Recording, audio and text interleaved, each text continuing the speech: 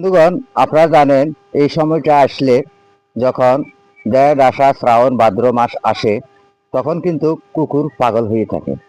কুকুর থেকে আপনারা দূরে থাকুন।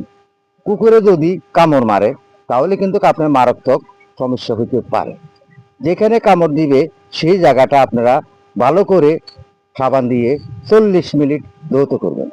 এরপরে গরম পানি ডালবেন, ডালার পরে শুকনো নেকড়া দিয়ে মুছিয়ে নেবেন। মুছিয়ে নিয়ে দ্রুত আপনারা ডাক্তারের কাছে চলে যাবেন, কারণ আপনারা এতে অবহেলা করবেন না। আপনার বাড়িতে যে পালিত কুকুর আছে, আপনি কখন কোন সময় আপনি কুকুরকে ইঞ্জেকশন দিয়েছেন সেটা কি আপনার মনে আছে?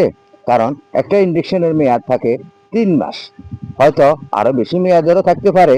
তাই আপনি কত মাসের মেয়াদে ইঞ্জেকশন দিয়েছেন সেটাও অবশ্যই আপনাকে জানতে হবে, কারণ আপনার হিসাব রাখতে হবে। অনেক সময় কুকুরের, এখন বর্তমান কুকুরের যদি নখ লাগে তাও কিন্তু সমস্যা হবে। আর কামড় দিলে কুকুরের যে ল্যালসাগুলা খুবই বিষাক্ত।